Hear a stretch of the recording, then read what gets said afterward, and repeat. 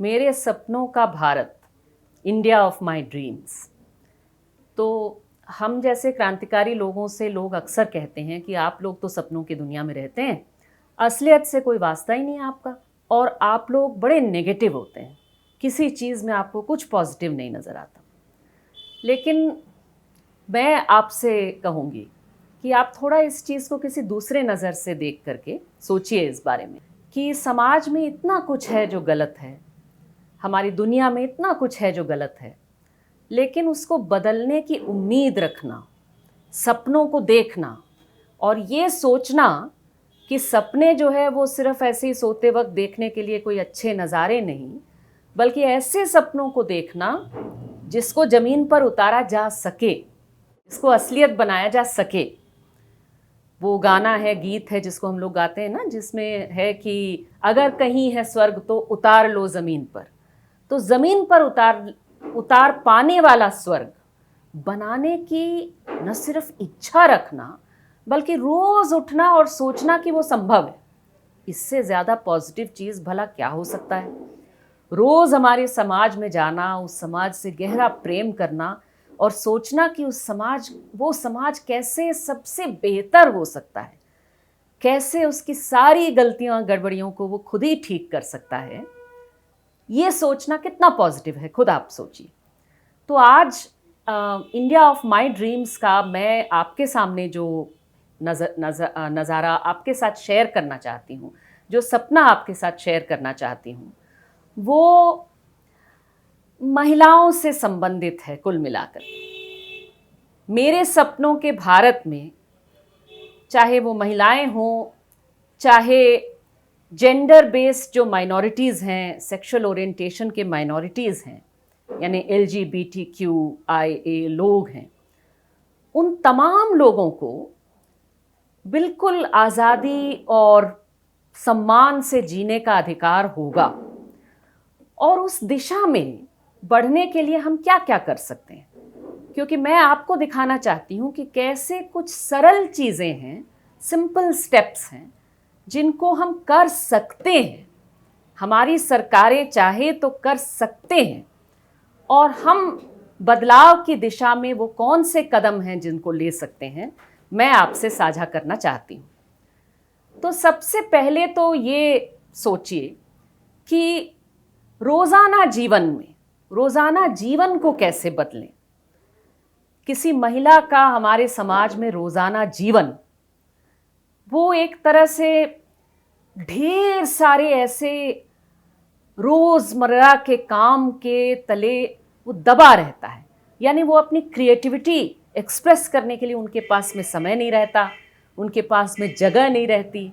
रोज़ ये चीज़ सताए रहेगा कि क्या सारे लोगों को खाना मिल पाएगा कि नहीं, सबको खाना खिला पाएंगे कि नहीं, पानी कहाँ से ले आऊँ समय पर, खाना कैसे बनेगा समय पर। तमाम तरह की चिंताओं से परेशान और भय डर से परेशान रहती हैं। तो ये जो डेली लाइफ है, इसका ये जो डेली एक्सपीरियंस है, रोज़ का अनुभव है, इसको हम बड़ी आसानी से बदल सकते हैं। उस दिशा में जो 5 कदम मैं बताऊंगी, जिसको मुझे लगता है आराम से सरकार चाहे तो कर सकती है। पहला तो ये कि सबके पास में घर, पीने का पानी और उसमें ईंधन वगैरह और खाने का इंतज़ाम, राशन, ये तो ऐसी चीज़ें हैं जो हर सरकार ऐसे भी कहती है कि हम देंगे, हम करेंगे। तो इसका मतलब है कि कर पाना तो संभव है, तो कर पाने को एकदम संभव कर दीजिए। ये मत सोचिए कि इसके लिए कोई 5 साल का प्लान चाहिए, 20 साल का प्लान चाहिए। तुरंत कैसे करें, एकदम हो सकता है, इसका इंतज़ाम होना चाहिए। अब उस घर में रहने वाली महिला, जिसको अब जो है दूर दूर से पानी उठा के नहीं लाना पड़ेगा, ठीक है, ईंधन लेकर के और रोज़ का खाना लेकर के परेशान नहीं होना पड़ेगा। अगला उसके लिए क्या? अगला उसके लिए ये कि बच्चों को संभालने की जो व्यवस्था है, चाइल्ड केयर है, क्रेश वगैरह, उसको एकदम रेगुलर कर दीजिए कि हर मोहल्ले में आराम से बिल्कुल सरकारी पैसे में फ्री में मुहैया हो जाए। आपके पास अभी भी आंगनवाड़ी की व्यवस्था है, लेकिन आंगनवाड़ी केंद्र बहुत कम है। आंगनवाड़ी केंद्र को हर मोहल्ले में कर दीजिए, एकदम हर मोहल्ले में बढ़िया क्वालिटी का आंगनवाड़ी केंद्र हो किसी को जो है पैसा खर्च करके क्रेश में डालने के बारे में सोचना भी ना पड़े, सब आराम से कॉन्फिडेंटली आंगनवाड़ी में भेज पाएं। नंबर 2, तीसरा जो है ये कम्युनिटी किचन और लॉन्ड्री की व्यवस्था, यानी खाना बनाने का और कपड़े धोने का, इस्त्री करने का जो काम है, जो श्रम है, वो श्रम समाज का श्रम हो, कलेक्टिव श्रम हो। हर घर में किसी महिला को इसको करने के लिए खटना न पड़े। कभी कुछ बढ़िया बनाने की इच्छा रहे तो बनाएंगे, बढ़िया बना लेंगे या बना लेगा वो घर का आदमी, घर की महिला जो भी है, वो कुछ खास अच्छी चीज़ बनाना चाहे बना लेंगे। लेकिन डेली जो पेट भर अच्छा पौष्टिक आहार की ज़रूरत है वो जो है वो मिल जाए, कम्युनिटी किचन्स में ये मुहैया हो जाए। अब ये हो गए 3। इसमें चौथा जो है वो है कि कहीं भी घूमने की अगर सचमुच में आज़ादी किसी महिला को होना चाहिए, किस चीज़ की ज़रूरत है बताइए?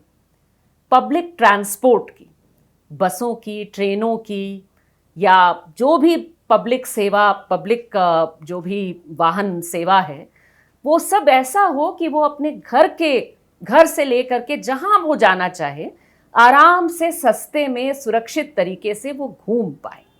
सिंपल। 5वां जो है वो भी सरल है, वो है कि स्वास्थ्य की सेवाएं और शिक्षा की सेवाएं, ये सबको, हर नागरिक को, देश के हर नागरिक को अच्छी क्वालिटी का, बढ़िया से बढ़िया क्वालिटी का, ज़्यादातर सरकारी खर्चे पर मिल जाए। अब ये आप कहेंगे इसका महिलाओं से क्या लेना देना? किसी भी महिला से आप बात कर लीजिए, देश की महिलाओं से, तो वो हमेशा इस चीज़ से परेशान रहती हैं कि अपनी अगली पीढ़ी जो है, मेरे जो बच्चे हैं, वो अच्छी शिक्षा प्राप्त कर सकें। मैं भी चाहती हूँ कि मैं भी पढ़ लूँ। और स्वास्थ्य की सेवा अगर न रहे, सामूहिक स्वास्थ्य की सेवा, सरकारी स्वास्थ्य की सेवाएं न रहें, तो वो जो बीमार लोगों को के देखभाल का काम है, बुज़ुर्ग लोग जो बीमार पड़ते हैं उनकी देखभाल का काम है, वो सारा जो ख्याल देखभाल का काम है, वो सारा महिलाओं के कंधों पे आ जाता है। तो उनके कंधे पर से ये जो बोझ है, रोज़ाना खटने का जो बोझ है, उस रोज़ खटने वाले बोझ को हल्का करने वाली 5 चीज़ें मैंने बताई। तो ये 5 चीज़ें करेंगे तो आप देखेंगे कि समाज में के रोज़ाना जीवन जो है महिलाओं का, उसे बिल्कुल ट्रांसफॉर्म करने का, उसको पूरी तरह से बदल लेने का की दिशा में हम काफ़ी बढ़ गए। अब दूसरा जो हिस्सा जहाँ पर 5 कदम है जिसको हम लोग ले सकते हैं बदलाव के लिए, वो है काम का क्षेत्र, जहाँ महिलाएं काम करती हैं, यानी रोज़गार करती हैं, जहाँ उनको सैलरी मिलती है या मिलना चाहिए। आज की दुनिया में, आज के भारत में ये हालत है कि महिलाएं सबसे कठिन काम करती हैं, सबसे जो डेंजरस काम है उसको करती हैं, और सबसे कम उसकी आमदनी उनको मिलती है। बल्कि ढेर सारा काम उनसे कहा जाता है कि आप लोग करिए और आप लोग वॉलंटियर बन के करिए, उसके एवज में आपको आमदनी मिले ही ना। भाई, क्या ये काफ़ी नहीं है कि घर के अंदर महिलाएं खटती हैं बिना सैलरी का? अब आप कहेंगे उसी मॉडल को आप जो है सरकारी काम में भी आप लगाएंगे, सरकारी स्वास्थ्य क्षेत्र में महिलाएं काम करेंगी, मिड डे मील वर्कर बनेंगी, ये तमाम काम करेंगे जो बेहद ज़रूरी हैं, लेकिन वो उनके करने के लिए उनसे कहा जाएगा कि लो मुंह मीठा कर लिया, वो काफ़ी है आपके लिए। तो इसको पूरी तरह से बदल दिया जाए। आप सोचिए कि महिलाओं के जीवन में, या तमाम जो जेंडर माइनॉरिटीज़ हैं, उनके जीवन में कितना बदलाव आ जाएगा अगर उन सब के पास में जो वो काम करते हैं वो काम परमानेंट होगा। कल नौकरी चली जाएगी ये भय बिल्कुल नहीं हो, परमानेंट जॉब्स हों, और उन जॉब्स में सभी लोगों को जो न्यूनतम मजदूरी है, मिनिमम वेज न्यूनतम मजदूरी, वो कम से कम 30,000 रुपया महीना हो। बहुत बढ़ा करके मैं नहीं बोल रही हूँ। अभी आप बेंगलुरु चले जाइए तो वहाँ जो सफाई कर्मी महिलाएं हैं वो मांग रही हैं 30,000 रुपया महीना, उनकी मांग है कि हम काम करती हैं तो उसके लिए हमको 30,000 रुपया महीना मिलना चाहिए। तो ये दोनों चीज़ें हों।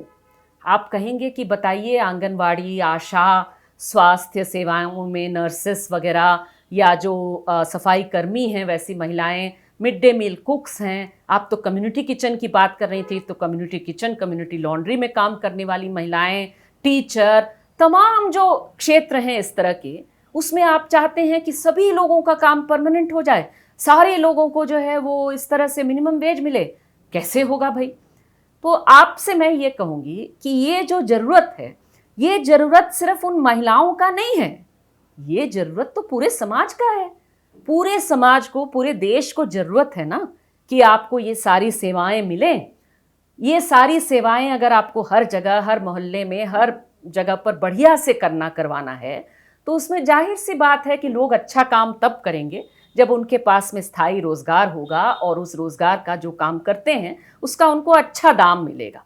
बहुत बढ़िया दाम नहीं भी तो कम से कम खुद को और परिवार को खिलाने लायक दाम जो है वो मिले। तो ये कोई बहुत बढ़ा करके हमने बोला नहीं, ये तो मिनिमम चीज़ है जहाँ से बात शुरू होनी चाहिए। इसके अलावा काम के क्षेत्र में और क्या क्या चीज़ें होनी चाहिए? एक बात तो ये है कि काम के क्षेत्र में सभी मजदूरों को अपने हक के लिए लड़ने का अधिकार होना चाहिए। कागज पर तो भारत में था हाल तक, लेकिन वो कागज पर ही था, राइट टू मेक यूनियंस, लेकिन अब तो उसको धीरे धीरे कागज पर से भी हटा रहे हैं। और आप कहीं से कोई यूनियन बनाने की कोशिश करिए तो कल आपकी नौकरी गई, आपको बाहर निकाल देंगे वगैरह वगैरह। ये चीज़ पूरी तरह से बंद हो, और बंद होने के लिए ज़रूरी है कि सरकार इसका मतलब इसके बचाव में खड़े हो जाए। वो जो है बड़े पूंजीपतियों के, एम्प्लॉयर्स के बचाव में नहीं, शोषण के बचाव में नहीं, बल्कि मजदूरों का अपना का जो जीवन है उसमें वो एक दूसरे से मिलने, दोस्ती करने और साथ में यूनियन बनाने का उनका बिल्कुल राइट हो। और जो भी वो बात करेंगे अपने एम्प्लॉयर से, अपने बॉस से, वो बातचीत वो एक एक करके जाके नहीं करेंगे, वो सब सामूहिक रूप से करेंगे। ये बात एक बहुत सरल चीज़ है जिससे बहुत बड़े हद तक जो कार्य का क्षेत्र है, काम का क्षेत्र है, उसका पूरा जो लुक है, फील है, एक्सपीरियंस है, अनुभव है, वो पूरा बदल सकता है। उसके अलावा और 3 चीज़ें मैंने 2 बताई, और 3 चीज़ें, ये 3 चीज़ें हैं बहुत पुरानी चीज़ें जिसको लोग 200 साल से मांग रहे हैं कम से कम मजदूर, और बड़े लड़ करके जीत भी गए कुछ हद तक।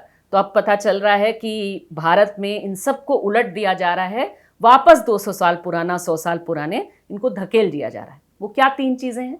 एक है कि काम का जो दिन है वो 8 घंटे दिन में काम से ज़्यादा कतई ना हो। ये सिर्फ सरकारी नौकरी नहीं, हर तरह की नौकरी में 8 घंटे से ज़्यादा किसी इंसान को काम, यानी वेज लेबर, उनको सैलरी के लिए काम नहीं करना पड़ना चाहिए। आप कहेंगे कि अरे ये तो बड़ा कम है, आजकल तो लोग 16-16, 18-18 घंटे काम करते हैं। समझ लीजिए कि ऐसे भी देश हैं दुनिया में जिनको बेहतर देश माना जाता है, इसी दुनिया में, कहीं स्वर्ग में नहीं, जहाँ पर लोग कह रहे हैं कि 5 घंटे दिन में काम, और वो भी पूरे हफ्ते में सिर्फ 5 दिन काम। ये सब भी हो रहे हैं स्कैंडिनेवियन देशों में। तो हमारे देश में क्या 8 घंटे का दिन? ये तो कोई बहुत बढ़ा करके तो हम कह नहीं रहे हैं, ये मिनिमम है, ताकि उसके बाद में थोड़ा आराम करने का, थोड़ा सोने का, बाकी घर के कुछ चीज़ों को करने निपटाने का, साथ में रहने का परिवार के साथ, इन सब के लिए समय मिलेगा। इसके अलावा जैसे 8 घंटे का दिन, उस तरह से हफ्ते में कम से कम 1 छुट्टी, और बाकी जो त्योहार वगैरह में और सीजनल जो छुट्टियां होती हैं वो भी मिले। छुट्टी भला क्यों ज़रूरी है? आप पूछिए तो वही जो बेंगलुरु की सफाई कर्मी महिलाएं हैं, उसमें एक बार वो इसी बात को लेकर के हड़ताल कर रही थी, तो उनसे मीडिया वालों ने आकर के पूछा कि आप क्यों हड़ताल कर रही हैं? तो उसमें से एक की बेटी ने बढ़ चढ़ करके कहा कि मैं बताती हूँ, बाकी सारी मांगें तो ठीक हैं, लेकिन वो 1 दिन छुट्टी मांग रही हैं पूरे हफ्ते में, और अगर वो 1 दिन छुट्टी मिलेगा ना, तो वो कबन पार्क देखना चाहती है मेरी माँ। मैं अपनी माँ को कबन पार्क ले जाऊंगी, घुमाऊंगी, और पूरा दिन हम लोग मज़ा करेंगे पार्क में। तो पार्क में मज़ा करने का, कोई फिल्म जाके देख लेने का, ये सारी चीज़ें भी इंसान बने रहने के लिए बड़े ज़रूरी हैं, और इसलिए 1 दिन की छुट्टी कम से कम, और बाकी जो छुट्टियाँ होनी चाहिए वो मिले लोगों को। और इसके अलावा एक और चीज़, जितने लोगों को पीरियड्स आती हैं, महिलाओं को, ट्रांसजेंडर लोगों को, जिनको पीरियड्स आती है, मासिकी आती है, तो उनको जो है पीरियड का लीव मिले। ये भी कोई बहुत अद्भुत चीज़ नहीं है। मैं आपको बताऊं कि 1991-92 से वहाँ के बिहार में जो यूनियंस थी उन्होंने इस मांग को उठाया था, उस समय की सरकार ने मान भी लिया था, और तब से लेकर के अब तक वो आराम से चल रहा है ये सिस्टम। तो वो सिस्टम अगर बिहार में सरकारी कर्मी महिलाओं के साथ चल सकता है, तो क्यों नहीं पूरे देश में हर तरह के प्राइवेट सेक्टर हो, पब्लिक सेक्टर हो, सब में काम चले ये। और ये कोई अजीब बात नहीं है। एक समय तो लोग कहते थे कि रात में छुट्टी देना लोगों को, कि रात को जाके काम करने वाले सो जाएं, मजदूर सो जाएं, ये भी बहुत अद्भुत चीज़ है। ना ना ना, बिल्कुल सब ठप हो जाएगा। फिर लोग कहने लगे कि भाई वीकेंड पे छुट्टी देना तो सब कुछ ठप हो जाएगा। अब कह रहे हैं पीरियड लीव दोगे तो सब ठप हो जाएगा। ठप कुछ नहीं होगा, सब कुछ चलेगा, लेकिन इंसान के शरीर को, उनके मन को जो भी चाहिए, आराम का समय, अच्छा रहने का समय, उसके लिए ये चीज़ बिल्कुल ज़रूरी है। न्याय के मायने को कैसे बदलें, खास करके महिलाओं और जो माइनॉरिटी जेंडर्स हैं उनके लिए न्याय के अनुभव को और न्याय के मायने को कैसे बदलें, उस दिशा में मैं 5 कदम बताती हूँ। सबसे पहले तो मैं ये कहूँगी कि इसको कदम भी क्या कहा जाए, क्या नहीं करना चाहिए, वहाँ से शुरू करती हूँ। कि न्याय जब हम कहते हैं तो हमारे दिमाग में जो आ जाता है कि वो जो है कोई टंग रहा है, वो उनको फांसी दी जा रही है, या किसी को मार डाला जा रहा है, गोली मार दी जा रही है, पुलिस वाले पीट रहे हैं, वगैरह वगैरह। ये जो बहुत गंदा सा दृश्य है उसको दिमाग से हटा दिया जाए, और असली मतलब हमारे दुनिया से हटा दिया जाए, क्योंकि इसका न्याय से कोई लेना देना नहीं। ये मात्र और सिर्फ अन्याय है, और इससे किसी महिला को, किसी बच्चे को, किसी व्यक्ति को कहीं दूर दूर से कोई न्याय के नज़दीक नहीं पहुंचाया जाता। ये बंद कर दिया जाए। एक और चीज़ जिसको तुरंत बंद कर दिया जाए, इसको तो भारत में एक दिन और भी नहीं चलना चाहिए, वो है कि वो स्कूल हो, हॉस्टल हो, या महिला मजदूर जहाँ रहती हैं उनके लिए भी हॉस्टल्स बनती हैं कभी कभी उनके वर्क प्लेस पर, फैक्ट्रियों में। तो इन सारी जगहों पर महिलाओं को सुरक्षित रखने के नाम पर उनके हॉस्टल को लॉकअप में ना बदल दिया जाए।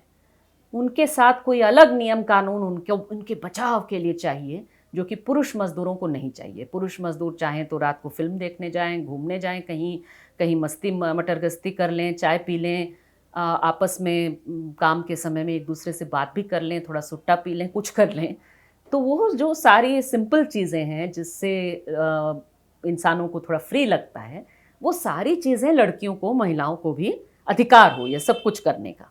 तो उनको बंद करके रखने से कोई सुरक्षा में मदद नहीं होती है, इसका ठीक उल्टा होता है। बल्कि क्योंकि उनको बोलने में, कंप्लेन करने में, हमारे साथ कुछ गलत हुआ कहने में डर लगता है। क्योंकि अगर कुछ वो बोलती हैं तो उनसे कहा जाता है कि बताइए, आपको हम बाहर जाने दिए, आपको हम बाहर पढ़ने दिए, आप हॉस्टल में रह रही थी, हॉस्टल से बाहर निकली, इसकी वजह से हुआ ये। इसका मतलब यही हुआ कि लक्ष्मण रेखा हमने बना के रखा था, आपने पार कर दिया तो भाई रावण तो सामने खड़े होगा ही। तो ये कोई अच्छी चीज़ नहीं है। कम से कम हमारे समाज और सरकार ये बात कहना छोड़ दें महिलाओं से। अब वो 5 चीज़ें जिसको हम पॉजिटिवली कर सकते हैं और आसानी से कर सकते हैं, जिससे ये बिल्कुल बदल सकता है।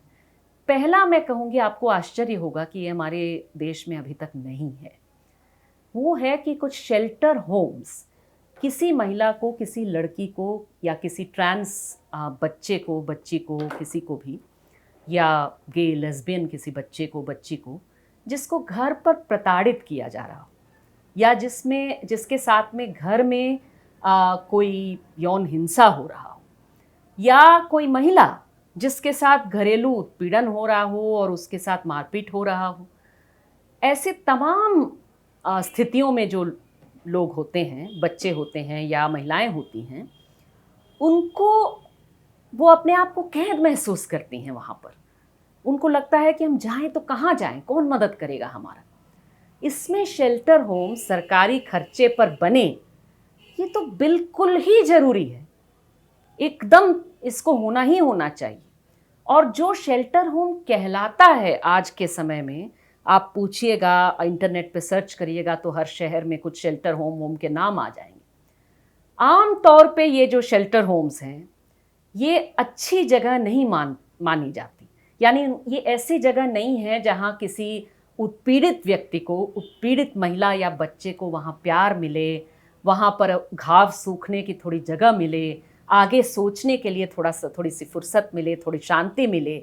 ऐसी जगह होते नहीं हैं। ये बिल्कुल जेलों जैसे चलाए जाते हैं, अभी जैसे हैं वो। उसके अंदर में एकदम वार्डन होती है और वो पूरा एकदम डांट डपट करके मार पीट करके ऐसे ही चलाते हैं। वहाँ कोई नहीं जाना चाहता। कोई बच्चा गलती से वहाँ पहुँच जाए तो तुरंत सोचने लगता है कि यहाँ से मैं भागूं कैसे। तो शेल्टर होम्स और जुवेनाइल जस्टिस के भी जो सेंटर्स हैं, बच्चों के लिए जो सेंटर्स होते हैं, इनमें एक पूरी तरह से 100% चेंज की ज़रूरत है। और उनको कैसे चलाया जाए आप जानना चाहते हैं? तो कैसे चलाया जाए? चलाने के लिए जो महिला संगठन या जो ऐसे संगठन जो बच्चों के साथ काम करते हैं, उनसे आप पूछिए, वो आपको बताएंगे, वो आपको मदद करेंगे। और उनके लोगों को आप, उनके द्वारा ट्रेन किए गए लोगों को आप यहाँ पर नौकरी दीजिए। नौकरी भी ढेर सारे लोगों को मिलेगी, बेरोजगारी भी कम हो जाएगी भाई। और इसमें बहुत एक बड़ी चेंज आ जाएगी, क्योंकि किसी महिला को कभी नहीं सोचना पड़ेगा कि अरे मैं तो ऐसी जगह पर कैद हूं जहां कल मेरी हत्या हो सकती है। नंबर 2, जिनके साथ बलात्कार होता है या जिनके साथ में कोई घरेलू हिंसा होती है, उनके लिए क्राइसिस सेंटर बने। इसकी बड़ी चर्चा थी 2012 में वो दिल्ली गैंगरेप कांड के बाद में, लेकिन वो बना तो नहीं कहीं पर भी। तो रेप क्राइसिस और डोमेस्टिक वायलेंस क्राइसिस सेंटर्स बने। वहाँ पर भी इसी तरह से नारी आंदोलन, नारीवादी आंदोलन द्वारा ट्रेन किए गए लोग रहें, जो कि मदद कर पाएँ वैसे लोगों की जो कि उनके पास आते हैं। मदद किस तरह का? उनको सचमुच में कोई अगर किसी के साथ अगर बलात्कार हुआ है या किसी तरह का हिंसा हुआ है, तो उनको चाहिए कि उनसे बात करने वाले लोग जो हैं वो तुरंत उनसे ये एकदम ये ना पूछ डालें कि भाई आप कहाँ गए थे, आप कितने बजे निकले थे, आप कहीं गलत जगह तो नहीं थी, आप क्या पहनी थी, वगैरह वगैरह। उल्टा एकदम बढ़िया तरीके से उनकी बात पर यकीन करते हुए उनको सुनना, उनको थोड़ा सपोर्ट देना, कंफर्ट देना, उनको सपोर्ट देना, कंफर्ट देना, उनको अगर लीगल एडवाइस की ज़रूरत है वो देना, मेडिकल केयर की ज़रूरत है वो देना, उनका जो मेडिकल एग्जामिनेशन है वो बहुत ही सेंसिटिव तरीके से करना, ताकि वो मेडिकल एग्जामिनेशन वो दोबारा बलात्कार होने की तरह न लगे। ये तमाम चीज़ें ऐसी क्राइसिस सेंटर्स होती हैं अन्य देशों में, हमारे देश में भी बिल्कुल इसकी ज़रूरत है, ओवरड्यू है, जल्दी बनाना चाहिए उसको। और ये सिर्फ शहरों में नहीं, पूरे देश में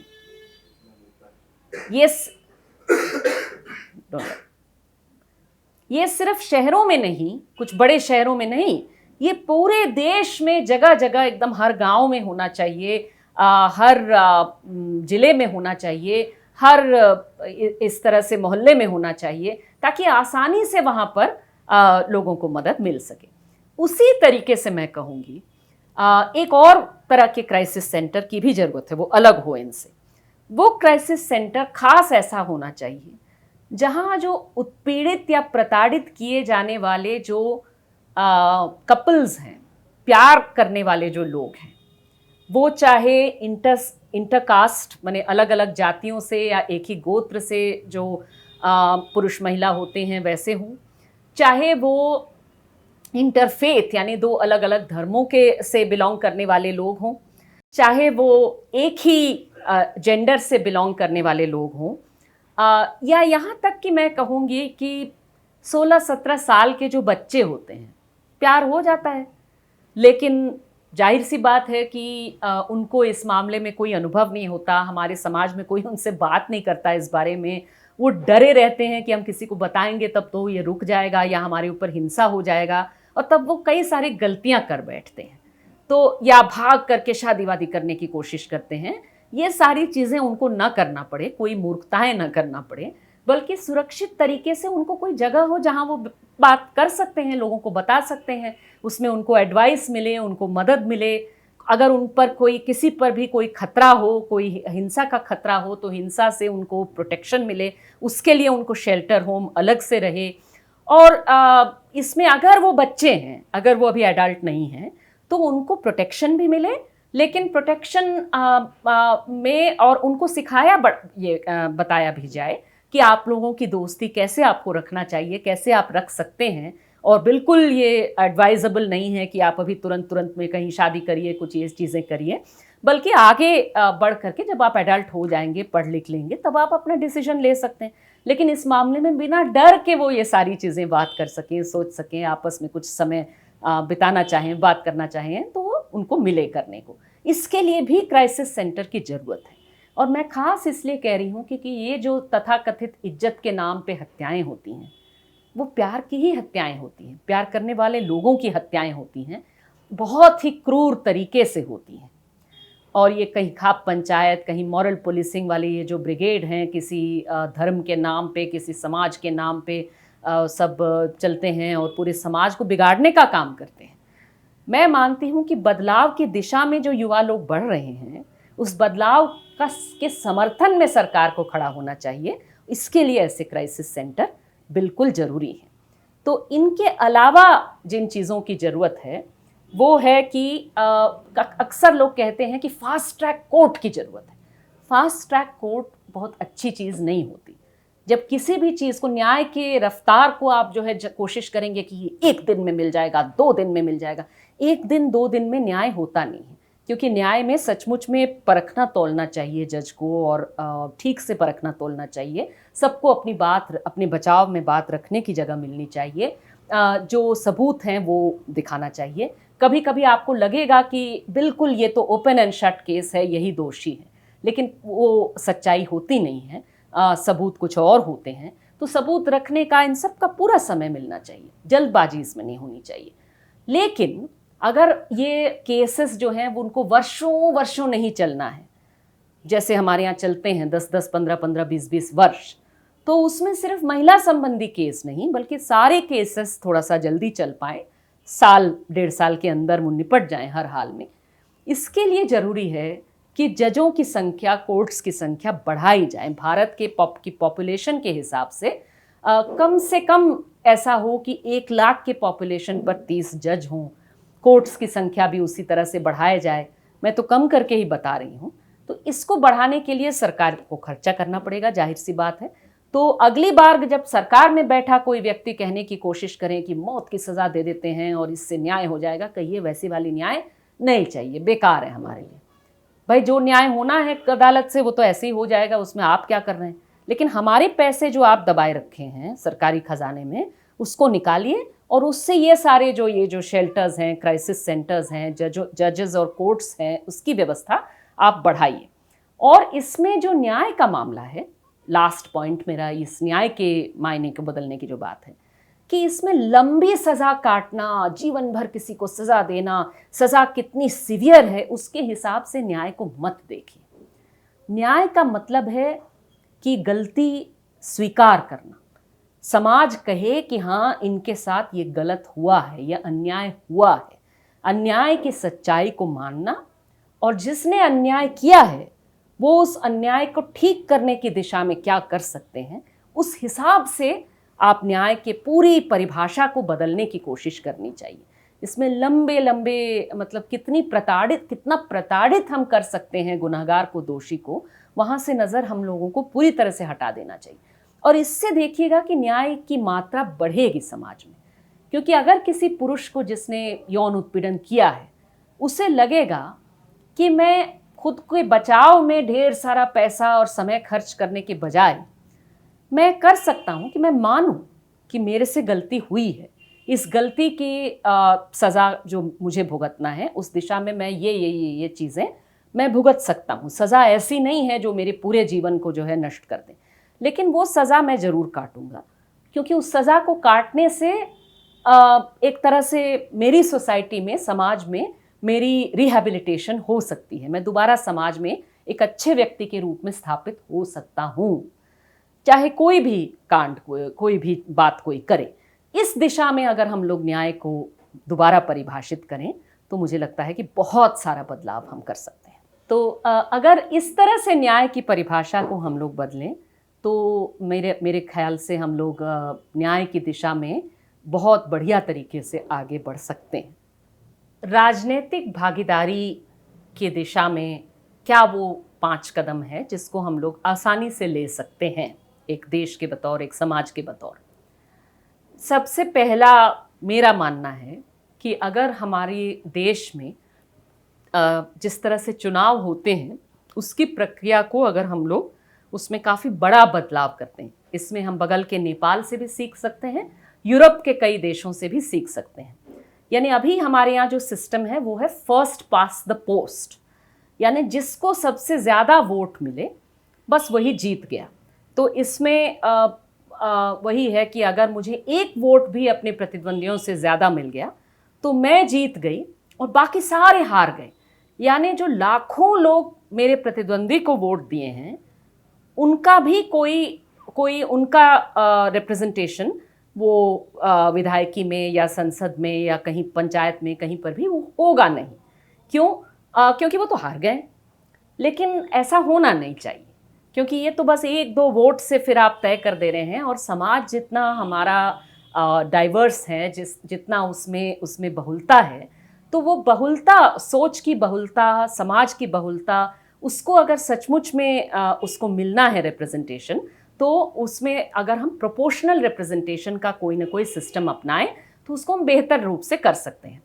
आप पता लगा लीजिएगा, आप सर्च भी कर लीजिएगा प्रोपोर्शनल रिप्रेजेंटेशन क्या है। बेसिकली उसका मतलब है कि जिसको जितनी मात्रा में वोट मिला उस पार्टी को उस मात्रा में सीटें मिलेंगी। मात्रा के हिसाब से, वोटों का कितना आपको परसेंटेज मिला, कितनी मात्रा मिली आपको वोटों का, उसके आधार पर आपको कितनी सीटें मिली वो तय हो जा रहा है। और आप सीटों के लिए हो सकता है कि हर पार्टी कोई पैनल भी खड़ा कर दें, यानी एक कैंडिडेट नहीं बल्कि कैंडिडेट्स का एक पैनल। 5 सीट हम लड़ रहे हैं तो 5 सीटों का एक पैनल, और उस पैनल में आप जो है वो आप कह सकते हैं कि उसमें महिलाओं की भागीदारी आधी हो, उसमें दलितों की कितनी भागीदारी हो, ओबीसी की कितनी भागीदारी हो, उसमें बहुलता के लिए बहुत सारी जगह बन सकती है, माइनॉरिटीज़ के लिए भी। माने उसमें फिर आपको सिर्फ कोई रिजर्वेशन का सिस्टम नहीं उस तरह से, बल्कि एक तरह से सामाजिक बहुलता को वहाँ रिप्रेजेंट करने लायक आप पार्टियों पर भी जिम्मा दे सकते हैं कि वो भी कैंडिडेट्स के चयन में वो भी इस बहुलता का ख्याल उनको रखना पड़े। तो ये मेरे ख्याल से हमारे भारत के समाज के लिए सबसे अच्छा, सबसे लोकतांत्रिक तरीका होगा। और इसमें किसी को नहीं लगेगा चुनाव के बाद कि हम तो हार गए, हमारा तो कोई पहुंचा ही नहीं वहाँ पे। अगर आपको थोड़ी भी अच्छी मात्रा में वोट मिली है तो ज़रूर आपका कोई ना कोई आपकी बात कहने वाला आपके संसद के अंदर, आपकी असेंबली के अंदर ज़रूर होगा। ये नंबर 1 पहला सबसे बड़ा मुझे चेंज जो लगता है करने की ज़रूरत है। तो राजनीतिक बदलाव में सबसे पहले मैंने कहा कि जो प्रोपोर्शनल रिप्रेजेंटेशन है उसको हम लोग ले आएँ, और उससे पूरे भारत की राजनीति का चेहरा जो है वो ज़्यादा लोकतांत्रिक हो सकता है। उसमें भारत की बहुलता, विविधता, उसके लिए काफ़ी ज़्यादा जगह बढ़ जाएगी। इसके अलावा जो और 4 मैं चीज़ें सुझाने वाली हूँ, उसमें दूसरी चीज़ ये है कि राजनीति में अगर कोई महिला विरोधी किस्म की, आपका महिला कोई प्रत्याशी आपके खिलाफ खड़ी हैं तो उन पर आपने महिला विरोधी कमेंट किया, आपने जाति के आधार पर या सांप्रदायिक किस्म की जो हेट स्पीच जिसे कहते हैं, नफ़रत वाली भाषा बोली, या आपने बलात्कार के लिए बलात्कार की पीड़िता को ही दोष दिया, इस तरह की चीज़ें करने के लिए मुझे लगता है कि उसमें सज़ा को काफ़ी ज़्यादा होना चाहिए। और इसमें एक रूल होना चाहिए कि अगर आपने 2 बार से ज़्यादा ऐसे किया तो तीसरी बार में आप अपना, अगर आप चुने हुए प्रतिनिधि हैं तो आपकी नौकरी आप खो दीजिए इस मामले में। और अगर आप चुनाव लड़ रहे हैं तो इस मामले में चुनाव आयोग की जो सोच है, मैं उस चुनाव आयोग की सोच में बहुत बड़ा बदलाव चाहती हूँ। आजकल क्या है कि वो बहुत ज़्यादा वो ऐसे तकनीकी नज़रिए से इन चीज़ों को देखते हैं। तो किसी ने अगर किसी धर्म का नाम ले लिया या जाति का नाम ले लिया तो कहते हैं वो कि भाई आप तो जातिगत भाषा का इस्तेमाल किए। लेकिन कभी कभी जाति का नाम लेना, जैसे अगर कोई दलित प्रत्याशी है और उन्होंने दलित आंदोलन की बात कही तो उसमें तो कोई गलत नहीं है। तो जातिगत वर्चस्व की बात को सही ठहराना, जाति के नाम पर उत्पीड़न को सही ठहराना, जाति के नाम पर नफ़रत फैलाना, सांप्रदायिकता की नफ़रती भाषा को डॉग विसल की भाषा में कहना। डॉग विसल का मतलब है कि इशारे इशारे में कहना जिससे समझने वाला समझ जाए, लेकिन इलेक्शन कमीशन के जो तकनीकी नज़रिया है, तकनीकी जो उसका ये है लेंस है, उसमें आप पकड़े नहीं जाएंगे। तो इसमें तकनीकी नज़रिया छोड़ करके सचमुच में काफ़ी सख्त होने की ज़रूरत है चुनाव आयोग को। और इसलिए चुनाव आयोग की मदद इस मामले में सिविल सोसाइटी के लोगों की मदद ली जानी चाहिए इस मामले में, ताकि हम सचमुच में चुनाव जो लड़े जा रहे हैं उसको सचमुच में स्वस्थ और साफ कर सकें और ऐसी जगह बना सकें जहां महिलाएं और अन्य उत्पीड़ित तबके के जो लोग हैं वो बेखौफ तरीके से चुनाव लड़ सकें। इसके अलावा जो चुनाव के अलावा जो मैदान में चेंज की ज़रूरत है वो है, और इसको भी मैं एक राजनीतिक चेंज मानती हूँ। मुझे लगता है कि जो जज हैं या जो जज की जगह पर बैठते हैं, जो चुनाव आयुक्त के जगह पर बैठते हैं या जो पुलिस अधिकारियों की जगह पर बैठते हैं, उनका या जो चुने हुए प्रतिनिधि हैं, उनका समय समय पर इन्हीं मामलों में एक परफॉर्मेंस ऑडिट होना चाहिए। समय समय पर आप हर साल कर लीजिए चाहे तो, जिसमें एक ऑडिट होना चाहिए कि उन्होंने जो जो काम किया, उनका जो पब्लिक लाइफ है, जो काम उनको दिया गया है, उस काम को करने में उन्होंने हमारे समाज में व्याप्त जो जातिवाद है, जो सांप्रदायिकता है, जो पितृसत्ता है, उसके खिलाफ वो कितना लड़े, उस लड़ाई को कहाँ तक पहुँचाए। और अगर उन्होंने उन्हीं चीज़ों को बढ़ावा दिया तो उस ऑडिट में वो मार्क होना चाहिए, उसमें उनको नंबर मिलने चाहिए कि भाई इसमें आप फेल हो रहे हैं, पास हो रहे हैं, क्या मिल रहा है आपको, तो ये नंबर भी दिया जाए। और अगर एक खास नंबर से कम लोगों को मिलता है तो उनकी नौकरी जरूर जानी चाहिए। इसको जो है उनकी नौकरी उनको दोबारा ना हो, इस बारे में सोचना चाहिए। इस तरह का कोई चेंज हम लोग जरूर कर सकते हैं। इसके अलावा और दो चीज़ें सीधे राजनीतिक भागीदारी से जुड़ी हुई। एक तो ये कि राजनीतिक भागीदारी सिर्फ किसी दल से जुड़ना और उस दल में चुनाव लड़ना ये नहीं है। राजनीतिक भागीदारी हर नागरिक का है और वो एक तरह से हमारे नागरिक जीवन का, हमारे रोज़मर्रा के जीवन का बिल्कुल साधारण हिस्सा होना चाहिए। हर नागरिक को लगना चाहिए कि मैं जो है सिर्फ वोट डालना मेरा काम नहीं है, मेरे पास रोज़ ऐसी ढेर सारी ऑप्शंस हो, जगह हो जहां मैं जा करके एक तरह से पब्लिक पूरे इसमें हिस्सा ले सकूं, जहां मैं सरकार से सवाल कर सकूं, अपने चुने हुए प्रतिनिधि से सवाल कर सकूं, अकेले नहीं, चाहे तो अकेले, लेकिन चाहे तो और लोगों को जोड़ सकूं, चाहे तो धरना प्रदर्शन करूं। धरना प्रदर्शन करना ये सिर्फ वो क्या कहा था प्रधानमंत्री ने, वो बड़ा खराब, उनको लगा ये शब्द खराब है, आंदोलन जीवी। तो भाई अगर ये सिर्फ 10-5 आंदोलन जीवी हों तो बड़ा दुख की बात है। देश को तो जरूरत है कि हर नागरिक आंदोलन जीवी हो, तब पूरा देश जो है कितनी तेजी से, कितनी जल्दी से बदल सकता है। अगर पूरे देश में आंदोलन से चीज़ों को बदलना और सरकारों को मनमाने तरीके से चलने देने के बजाय उन पर नज़र रखने का काम हम सारे लोग अपने हाथ में ले लें, बहुत सारा चेंज हो सकता है। आखिरी बात ये, जो कि ऑलरेडी हमारे तथाकथित कानून में है कागज़ पर, लेकिन वो तेज़ी से एक तो बदला भी जा रहा है और जब कागज़ पे था भी तो उसको लागू नहीं किया जा रहा था, वो है जिसको हम कहते हैं पार्टिसिपेटिव डेमोक्रेसी। पंचायतों का काम जिसको हम कहते हैं, ग्राम पंचायत जो है वो किसी भी अगर प्रोजेक्ट बनना है, कोई भी डेवलपमेंट की दिशा में कोई निर्णय होना है तो उसमें ग्राम पंचायत को अपनी राय देने का अधिकार होगा, हाँ ना करने का अधिकार होगा। ये जो, और ख़ास करके ये आदिवासी इलाकों में, ख़ास करके ऐसे महिलाओं को ख़ास करके उसमें अपनी आवाज़ अलग से रखने की भी जगह की गारंटी हो, ये सारी जो चीज़ें हैं ये कहने के लिए तो हैं लेकिन होते बहुत कम है, क्योंकि इसको कैसे डरा धमका करके ग्राम पंचायत के नाम पे कुछ जो प्रबुद्ध लोग हैं, जो पैसे वाले लोग हैं या जिनके पास सत्ता है, वो जा करके वो ग्राम पंचायत ने हाँ कह दिया करवाने का जो काम होता है, ये पूरे देश भर में व्याप्त है। हर जगह आप जाइएगा तो गरीब आपको यही बताएंगे कि बताइए हम लोग तो ना करना चाहते थे, हमारे नाम पर कोई और हाँ कह करके ले गया। तो ये बिल्कुल बंद हो, और इसे बंद करने के लिए हम लोग खुद, मेरे पास भी कोई इजी सॉल्यूशन नहीं है, लेकिन मुझे लगता है कि वो सॉल्यूशन, वो जवाब शायद हमको उन्हीं पब्लिक से मिले। उन लोगों से पूछें कि कैसे ये हो, आपको क्या करना है, हम लोगों को क्या करना चाहिए जिससे आपके इन निर्णयों को हम बचा सके, आपके इस लोकतांत्रिक अधिकार को के बचाव में हम खड़े हो सके। ये मेरे ख्याल से ये चीज़ें अगर हम करते हैं तो राजनीतिक जो हमारा मैप है देश का, उसमें काफ़ी हद तक हम बदलाव बड़ी तेज़ी से कर सकते हैं, इतनी तेज़ी से कि शायद हम लोग ही ना पहचान पाएँ 4-5 सालों में कि अरे देश कैसे बदल गया है। अब कुछ सुधार जो हम लोग कर सकते हैं नीतियों में और कुछ संस्थाओं में सुधार की जो बात है, उस दिशा में हम लोग क्या कर सकते हैं, वो मैं 5 पॉइंट बताऊँगी। तो सबसे पहले तो मुझे लगता है कि जो महिलाओं से संबंधित एक सुधार का एक एरिया है, जिस पर बहुत राजनीति होती है, बहुत झगड़े होते हैं, बहुत सारे अभी टकराहट उसको लेकर के होती है।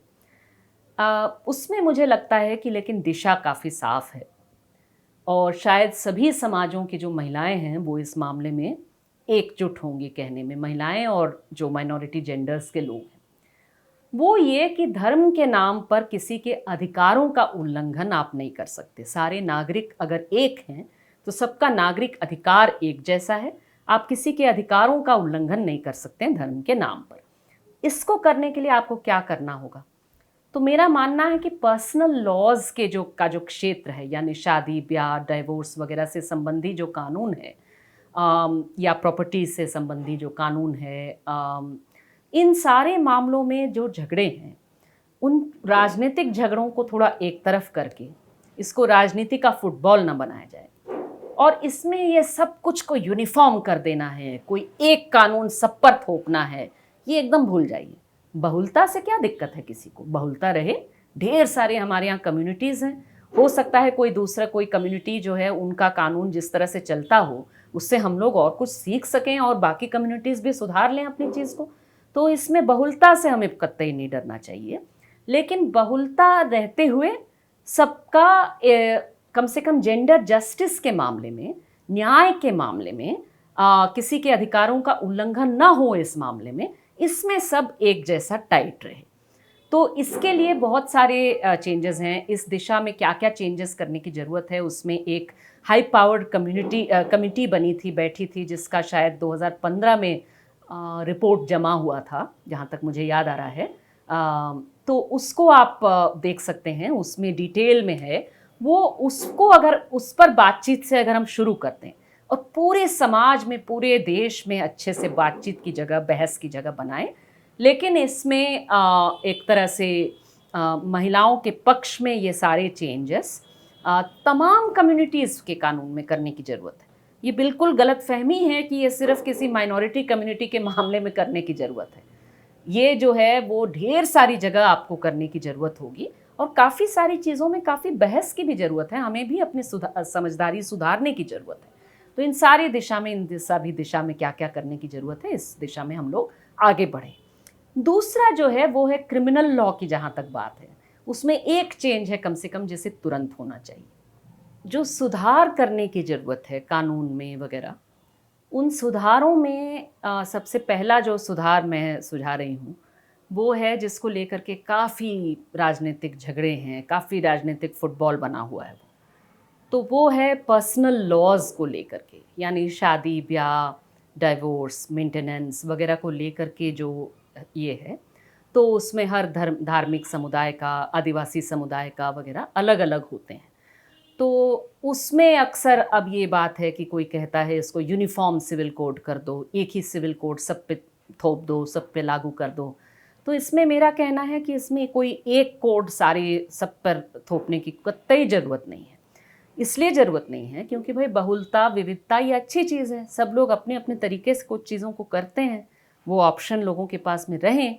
किसी को मजबूरन जो है कोई एक ही तरीके से करना होगा वो ना रहे, लेकिन तरीके ढेर सारे हों भले, लेकिन उसमें जो स्टैंडर्ड है महिला की बराबरी का, हर इंसान की बराबरी का, उसमें कहीं पर कोई कमी नहीं होनी चाहिए। उसमें जितने भी बहुलता के वैरायटीज़ हों आपके पास, लेकिन वो एक जैसा समता मेंटेन करें। इसका मतलब बहुत साफ है कि धर्म के नाम पर उत्पीड़न का अधिकार नहीं है आपको।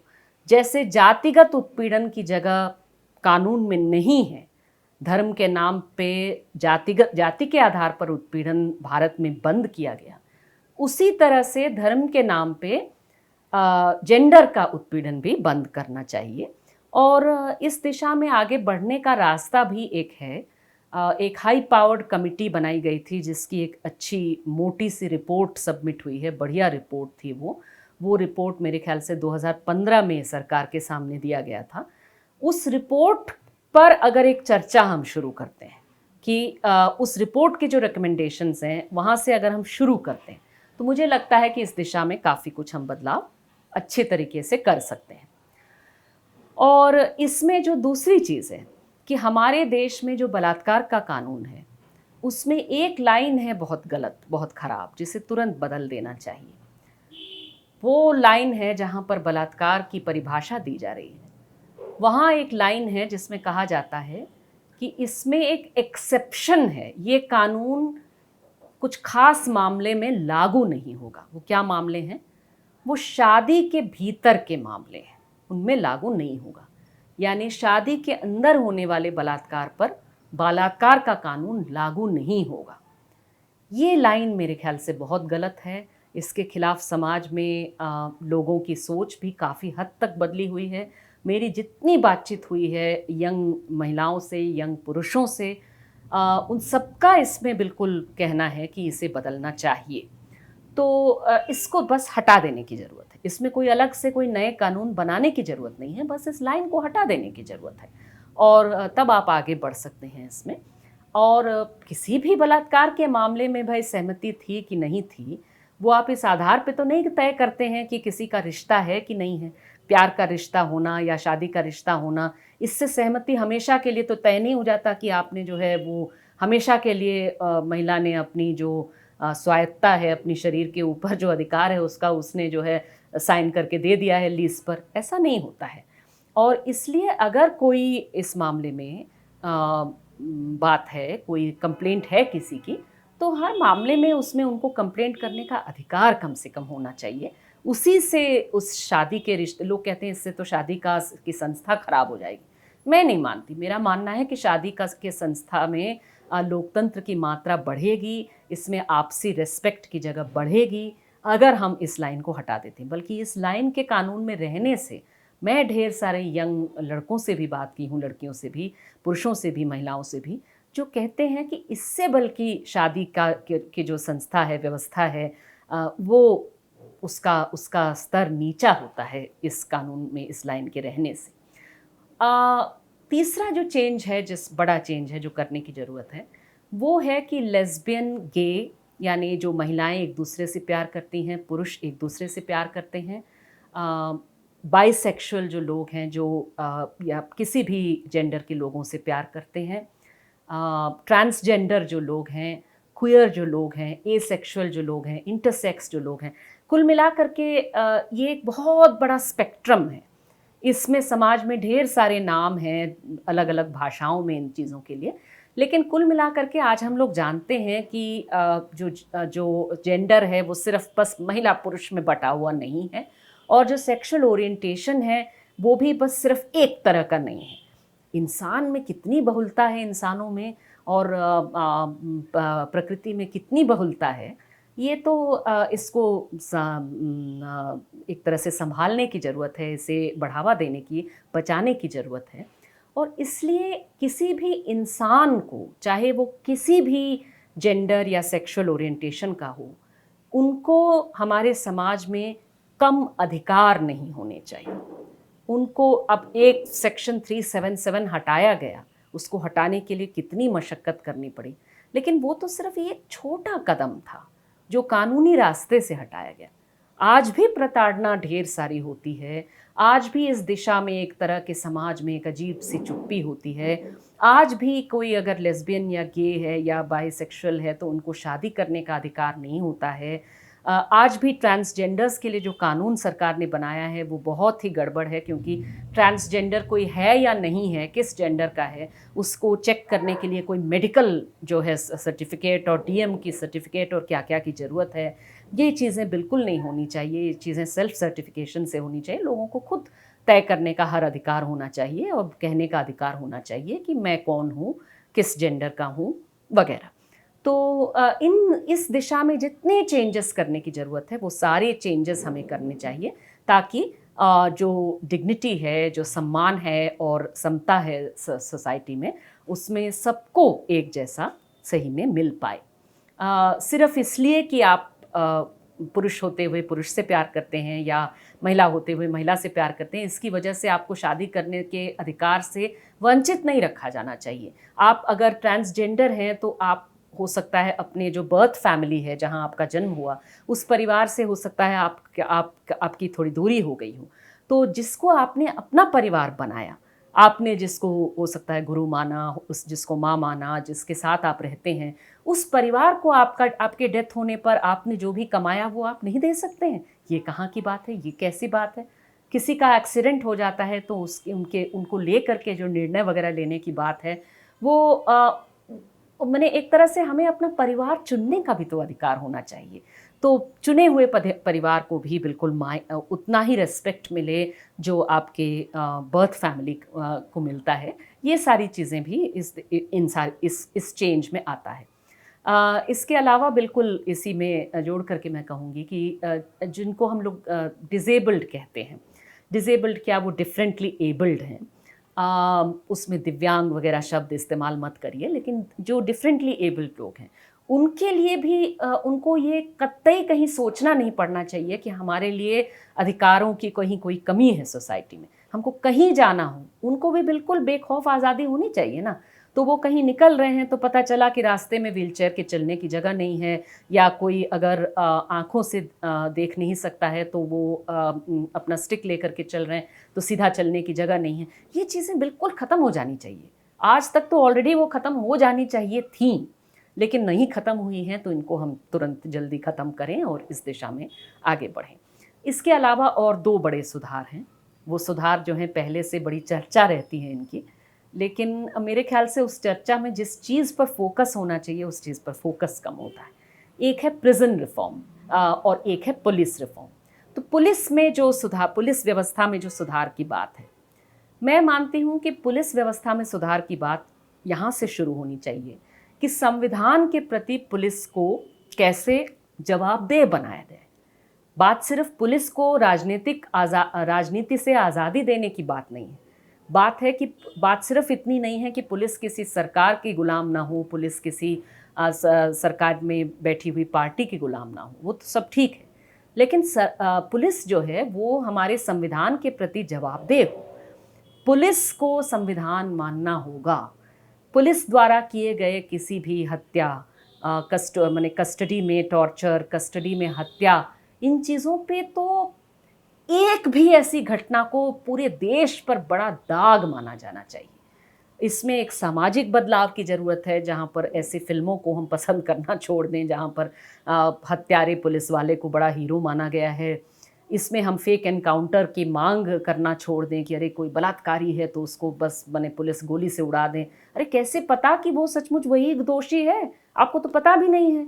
जिस पुलिस ने अपना काम नहीं किया, जिसकी वजह से जिस महिला की जान बच सकती थी वो बची नहीं, जैसे वो तेलंगाना वाले मामले में, अब उसमें पुलिस जो है वो अपना ही एक तरह से बचाव में वो जा करके किसी गरीब को उठा करके गोली मार दे रही है। आपको कैसे पता कि वही सचमुच दोषी हैं? ये सब बिल्कुल बंद हो जाना चाहिए और इसमें बहुत ही सख्त सज़ा होनी चाहिए। और इसमें ये ऐसी सज़ा, ये एक्सेप्शन नहीं होनी चाहिए, इसे नॉर्म होना चाहिए। और जाहिर सी बात है कि सिर्फ पुलिस नहीं बल्कि कोई भी वर्दीधारी, कोई भी जो कस्टोडियल जगह पर हो, चाहे वो सेना हो, चाहे वो अर्धसैनिक बल हो, चाहे वो अस्पताल में कर्मी हो, चाहे वो जेलों में कर्मी हो, कोई भी जो एक कस्टोडियल कैपेसिटी में है, यानी उनका एक अधिकार है दूसरों के जीवन के ऊपर, वहाँ पर ये जहाँ पर उन पर एक जवाबदेही है दूसरों के जीवन के लिए बचाने के लिए, उन सब जगह पर ये बिल्कुल टाइट लागू हो। और प्रिजन रिफॉर्म, जेल नाम की जो जगह है वो मेरे ख्याल से ऐसी जगह होनी चाहिए जहाँ बहुत ही कम लोगों को हम भेजा करें। आज के समय में जेल भरे हुए हैं ऐसे लोगों से जिनको कोई ज़रूरत नहीं है कि हम जेल भेजें। कोई जो है, जब मैंने जेल में समय काटा है छात्र आंदोलन के दौरान, एक अंडर ट्रायल के रूप में, वहाँ मैं कुछ महिलाओं से मिली जो कि एक पर्स चुराने के आरोप में, जिसमें मात्र 20 रुपया था, बेहद गरीब आदिवासी समुदाय के महाराष्ट्र से आए हुए महिलाएं और बच्चे जो कि दिल्ली आए हुए थे, 20 रुपये चुराने का आरोप, और वो जेल में 2 साल काट चुके थे और उनको बेल देने वाला कोई नहीं था। ये इसमें जेलों को इस तरह से भरे रखने की ये खर्चा भी आप सरकार पर बढ़ा रहे हैं, आप हम सब पर बढ़ा रहे हैं, क्या ज़रूरत है ऐसे रखने की? और जेल भरे पड़े हैं, ज़्यादातर उसमें गरीब लोग, ज़्यादातर उसमें आदिवासी लोग, ज़्यादातर उसमें दलित लोग, ज़्यादातर मुसलमान समुदाय के, माइनॉरिटी कम्युनिटी के लोग ज़्यादा हैं। इसलिए नहीं कि इन समुदायों से लोग जो हैं वो ज़्यादा जुर्म करते हैं, बल्कि इसलिए कि उनके पास में कोई खुद को बचाने की, खुद के बचाव में वकील रखने की वगैरह उनके पास में ये सत्ता होती नहीं है, जिसकी वजह से जेल भरे पड़े हैं इनसे। और जेलों को बिल्कुल खाली करने की दिशा में हमें काम करना चाहिए। कोशिश करनी चाहिए कि सज़ा भी वो जेल से बाहर लोग सज़ा काट सकें। छोटी मोटी जुर्म के लिए जो सज़ा हैं वो सज़ा कुछ ऐसे हों, कम्युनिटी सर्विस के रूप में हों, जिससे सचमुच में उस सज़ा को काटने के बाद वो इंसान एक बेहतर जगह में खुद को पाएँ। आपने जेल में भेज दिया, जेल में 5 साल कटवा दिए, 4 साल कटवा दिए, 2 साल कटवा दिए, या कहीं कैद रख लिया किसी को, तो एक तरह से वो हमेशा से धब्बा लग जाता है उन पे और वो दोबारा समाज में खुद को स्थापित करने के लायक नहीं बचते हैं। तो हमको इसमें इस दिशा में पूरी तरह से, वो जॉन बेज की बहुत सुंदर गाना जो मैंने अपने बीए के समय में सुना था, जो मुझे हमेशा, raze all the prisons to the ground. तो बिल्कुल अभी अगर हम गिरा नहीं सकते हैं सभी जेलों को, लेकिन उस दिशा में कम से कम कोशिश करनी चाहिए कि जेलों को खाली करने की दिशा में, जेलों को खोल देने की दिशा में करिए। इसमें लोगों के सुधार की दिशा में हम ज़्यादा सोचें। ये भी एक बहुत बड़ा सुधार है जिसमें मुझे लगता है बिल्कुल करने की ज़रूरत है। अब जो आखिरी मेरा एरिया है जिसको मैं बदलता देखना चाहती हूँ, वो है सोच और समाज बदलने की दिशा में। इसमें मुझे लगता है कि संवैधानिक नैतिकता की जो बात है, जिसके बारे में डॉक्टर अंबेडकर ने कहा था, उसमें शिक्षा की बात को कहीं को ज़ोर के साथ में हमें लाना चाहिए। हमारे स्कूलों में, हमारे मोहल्लों में, हमारे पूरे समाज में इसकी ट्रेनिंग के लिए कैसे हम इसे रोज़मर्रा जीवन का हिस्सा बनाएं, इसके लिए ट्रेन्ड लोग जो हैं वो एक तरह से इस काम को ले जाने में ये सिर्फ कुछ जन संगठनों पे ना छोड़ा जाए जो कि इसको अपने वॉलंटियर काम के बतौर करते हैं, बल्कि इसमें सरकारी खर्चा भी हो, इनको बैकिंग मिले, करने वाले लोग वही हों, जन संगठन के लोग, लेकिन उस काम को वो बेहतर करना जानते हैं, लेकिन उस मामले में उनको वो रिसोर्सेज मिले ताकि वो उसको ढंग से कर सकें। इसमें आप पूछेंगे संवैधानिक नैतिकता ये क्या है? तो सामाजिक नैतिकता एक होता है। सामाजिक नैतिकता उस समय के समाज के स्तर के हिसाब से होता है, वो अक्सर बदलता है। एक समय में अगर भारतीय समाज में माना गया कि भाई अंतरजातीय शादी होनी नहीं चाहिए, या जाति के आधार पे अस्पृश्यता, अनटचेबिलिटी होनी चाहिए, भाई उसको वो बदला, कुछ हद तक बदला, आज भी है कई जगह पर, लेकिन कुछ हद तक बदला।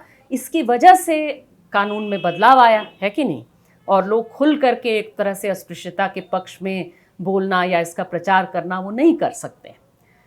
लेकिन सामाजिक नैतिकता कल कुछ और था, आज बदला। उसी तरह से कई मामलों में बच्चियों को पढ़ाया नहीं जाता था, आज जो है लगभग सभी लोग अपनी बच्ची को, अपनी बेटी को पढ़ाना जरूर चाहते हैं। सामाजिक बदलाव है, सामाजिक नैतिकता में बदलाव आया। लेकिन इस बदलते हुए सामाजिक नैतिकता पर टिका नहीं होना चाहिए किसी के अधिकार। सामाजिक नैतिकता में अगर आज हमने भारत में रेफरेंडम करा दिया कि भाई अंतर जातीय, अंतर धार्मिक शादी होनी चाहिए कि नहीं, अपनी मर्जी से शादी होनी चाहिए कि नहीं, और सपोज करिए कि मेजॉरिटी ने कह दिया नहीं होनी चाहिए, तो उनकी उस मेजॉरिटी की लाठी थोड़ी चलनी चाहिए, जिसकी लाठी उसकी भैंस इस मामले में नहीं चलना चाहिए बिल्कुल। बल्कि लोकतंत्र का इस मामले में मामला ये है, जिसको डॉक्टर अंबेडकर ने समझाया कि सामाजिक नैतिकता कह सकती है कोई बात, और उसकी सोच हो सकता है गलत हो, जाति की सोच है, सांप्रदायिक सोच है, पितृसत्ता की सोच है वगैरह, लेकिन संवैधानिक नैतिकता का मतलब है कि कोई एक व्यक्ति भी अकेला खड़ा हुआ हो, लेकिन उसके अधिकार को बचाने का काम है संविधान का, और संविधान के को बचाने के जो संस्थाएं हैं उनका। तो संवैधानिक नैतिकता डॉक्टर अंबेडकर ने कहा कि हमारे समाज में वो अभी भी टॉप सॉइल में ही है, ऊपरी ऊपरी ही है, उसकी जड़ें गहरी नहीं है। उन्होंने आज़ादी के समय कहा, संविधान को अडॉप्ट जिस समय किया गया 1950 में, उस समय कहा। बताइए आज भी अगर इतने वर्षों बाद, 75 वर्षों के, 74 वर्षों के बाद भी अगर वही स्थिति है, बल्कि वो और कमज़ोर हो रहा है संवैधानिक नैतिकता, और बल्कि कोशिश हो रही है इसको उलट देने का, कोशिश हो रही है कि वही मनुवादी नैतिकता को ही देश का कानून, देश का संविधान बता दिया जाए, और उसमें देश चलाने वाले जो है वो ऑपेड लिखते हैं अखबार में कि भाई मॉब इज़ हैप्पी। समाज जैसे सोचता है, पहली बार उसको ऐसी सरकार मिली है जो समाज की तरह सोचता है। समाज की तरह सोचता मतलब क्या? समाज की तरह सोचता मतलब, और ये हमारे देश के रूलिंग पार्टी के एक व्यक्ति का एडिटोरियल की मैं ऑपेड की बात कर रही हूँ, लेख की बात कर रही हूँ, उनका मतलब है कि समाज की जो सबसे खराब प्रवृत्तियां हैं, लिंचिंग की, अस्पृश्यता की, पितृसत्ता की, उन सब के साथ जो खड़ी है सरकार, आज सरकार खड़ी है तो वही देश है, वही देश के नियम है। भाई ये तो आप देश को छोटा कर रहे हैं, इस मामले में देश के सुधार के रास्ते में रोड़ा बन रहे हैं। संवैधानिक नैतिकता को कैसे हम फैलाएं, उस दिशा में मैंने सभी, पूरे समुदाय में, पूरे सोसाइटी में, पूरे स्कूलों में उसकी दिशा में कोशिश करने की ज़रूरत है। नंबर 2, महिलाओं के मामले में जो बदलाव के स्कीम्स हैं, एक सोच लीजिए जिसको आज बेटी बचाओ कहा जाता है, उसके अलग अलग नाम से वो स्कीम्स रहे हैं कि कैसे सेक्स सिलेक्टिव अबॉर्शन को रोकें, यानी गर्भपात करना क्योंकि आपको लगता है कि बच्ची पैदा होने वाली है, इसको कैसे बदलें।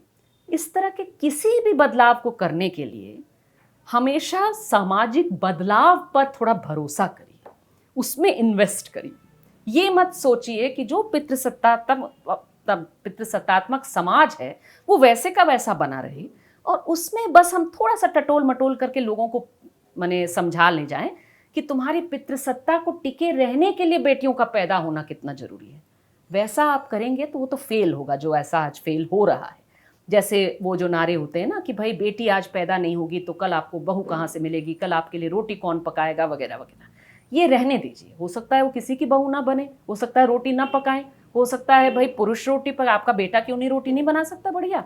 तो ये तो भूल जाइए, समाज कल बदलने की जगह है, बदलने वाला है। इस कॉन्फिडेंस के साथ आप अपनी पूरी कैंपेन को चलाइए, और महिलाओं की स्वायत्तता और आज़ादी को कैसे बढ़ाएं, उस दिशा में आप जो है कदम लीजिए, तो वो कैंपेन ज़्यादा सक्सेसफुल होगा। तीसरी बात जो है वो इसी से संबंधित, माइक्रो फाइनेंस इंस्टीट्यूशंस वगैरह का इस्तेमाल महिलाओं के हाथ में कुछ धन देने के लिए, उनको लोन्स देने के लिए, ये बहुत फैला हुआ है। ये अच्छी चीज़ नहीं है। क्यों नहीं है? क्योंकि माइक्रो फाइनेंस इंस्टीट्यूशन सोचती जैसे हैं, एक गरीब महिला को दूसरे गरीब महिला के खिलाफ खड़ा करती हैं। कहने को सेल्फ हेल्प ग्रुप, लेकिन वो सिर्फ सेल्फ को दूसरे सेल्फ के खिलाफ लड़ा करके एक अपने आप को कैसे हेल्प करें, वो मॉडल वही है। यानी वो एक कलेक्टिव, वो ग्रुप जरूर है, लेकिन वो ग्रुप की तरह अगर महिलाओं का कोई समूह है जो काम करता है, तो वो सभी महिलाओं की तरक्की के लिए, उन सभी के अधिकार को बचाने के लिए काम करता है, जैसे महिला आंदोलन काम करता है। माइक्रो फाइनेंस ग्रुप के मॉडल में होता क्या है कि एक महिला अगर कुछ उसके घर में हो गया है, कोई बीमार पड़ गया, गरीब, जो लोन लिया उसने वो खर्च हो गया, नहीं दे पा रही है उस महीने का उसका किश्त, तो बाकी सारे उसको शर्मिंदा कैसे करें, उसे दौड़ाएं कैसे, उस पर दबाव कैसे बनाएं ताकि वो किश्त पूरा कर दें, ये मॉडल है। बल्कि उसमें खुल के लिख रहे हैं लोग कि भाई महिलाएं जल्दी भाग नहीं पाती किश्त देने से, इसीलिए अच्छा है माइक्रो फाइनेंस लोन्स महिलाओं को देना। अरे महिलाओं की महिलाएं खूब दौड़ भाग पाएं जहाँ चाहे जा पाएं, ये हम चाहते हैं ना। तो इसीलिए तो आप चाह रहे हैं कि उनके हाथ में कुछ इकोनॉमिक आज़ादी मिले। आप उनकी आज़ादी की कमी के आधार पर वहाँ आप इन्वेस्ट मत करिए, बल्कि वो उनकी कल वो कितना आज़ाद हो सकती हैं, उस सपने में इन्वेस्ट करिए। तो उसके लिए आपको पूरी तरह से बदलना होगा। सरकारी लोन जो है वो सस्ते में मिले, बैंक लोन सस्ते में मिले, आसानी से मिले, किश्त वगैरह चुकाने का टेंशन जो है, जिस तरह से आप बड़े कॉरपोरेटों की ओर तरफ देखते हैं ना कि अरे वो कोई बात नहीं, अरे अंबानी जी नहीं चुका पाए तो क्या हुआ, और 20 साल के लिए उनको दे दो, और 30 साल के लिए उनको दे दो चुकाने का, ना चुका पाए कोई बात नहीं, नॉन प्रोडक्टिव एसेट NPA कह करके बंद कर देंगे अकाउंट। भाई उन पर आप क्यों इतनी रहम करते हैं? उनके पास तो पैसों की कोई कमी नहीं है। रहम आप करिए उन लोगों पे जो गरीब हैं, जो महिला किसान है, जो छोटा सा कोई छोटी बिजनेस चलाती हैं वगैरह, वैसे लोगों पर रहम करिए ना, तो आप बहुत सारा बदलाव कर सकते हैं। तो बस अभी के लिए तो मैं इतना ही कहूँगी। लेकिन मुझे आप कहेंगे कि इन सारी चीज़ों के लिए पैसा कहाँ से आएगा, वो मेरे लास्ट पॉइंट में छिपी हुई है वो बात। पैसा बहुत है, भारत के पास में संसाधनों की कमी नहीं है, लेकिन संसाधनों पर जनता का अधिकार होना चाहिए। बड़े बड़े जो पूंजीपति है उनका अधिकार होगा, उन्हीं की तरक्की के बारे में सरकार सोचेगी और कहेगी जब उनकी तरक्की होगी ना, तब उनके ग्लास में वो पिएंगे, वो ग्लास में से, और वहाँ से वो टपक टपक करके आपके पास कुछ आएगा। कुछ भी नहीं आएगा, आएगा ही नहीं। ये गरीब जो है वो ज़्यादा गरीब होते जाएंगे, जैसे अभी 20-30 साल से हम देख रहे हैं जो ट्रेंड है, और जो अमीर हैं वो अमीर होते जाएंगे, तो खाई बढ़ती जाएगी। आप जो है टैक्सेस लगाइए ज़्यादा और टाइट लगाइए, टैक्सेस कोई ना भरें तो उनको सज़ा दीजिए, बड़ी कंपनीज़ को, बड़ी कॉरपोरेशंस को। उन्हें जो लोन्स दिए जाते हैं उनको लोन्स की वापसी करिए, उनसे इंटरेस्ट समय पर लीजिए। बस इतना कर लीजिए तो आपका जो है बजट एकदम बदला हुआ नज़र आएगा, आपके हाथ में खूब सारा पैसा होगा जिससे आप बहुत सारा भला कर सकते हैं। तो मैं तो फ़िलहाल सपने को साकार करने की दिशा में यही बोलूँगी। एक आखिरी बात, एक मेरे बहुत प्रिय कवि हैं महेश्वर, महेश्वर जी ने लिखा था कि कल का गीत लिए होठों पर आज लड़ाई जारी है। तो कल का सपना देखते हुए आज हम लड़ रहे हैं, वही काम हम लोग दरअसल करते हैं। ये सपना क्योंकि हमें दिखता है, हमको लगता है कि ऐसा भारत बना सकते हैं हम, इसलिए हम लोग सुबह उठ पाते हैं और बहुत ख़राब समय में भी उम्मीद की ट्रेनिंग करते हुए, जैसे दौड़ लगाने की ट्रेनिंग करते हैं ना मैराथन दौड़ने वाले लोग, उम्मीद की डेली हम लोग कसरत करते हैं। और कसरत करने का नंबर 1 व्यायाम का सबसे पहला ये होता है कि इस सपने को हम लोग एक बार देख लेते हैं सुबह उठते साथ कि ये तो संभव है। ये बनाने के लिए तो कितने लोग, भगत सिंह लड़े, दुर्गा भाभी लड़ी, सावित्री बाई लड़ी, डॉक्टर अंबेडकर लड़े, ज्योतिबा फुले लड़े, कितने सारे लोग थे जिन्होंने बदला। तो उसी तरह से हम लोग भी बदल सकते हैं, समाज को ज़रूर बदल सकते हैं, हमारे देश का चेहरा ज़रूर बदल सकते हैं। इसी उम्मीद के साथ अपनी बात अभी समाप्त करते हैं।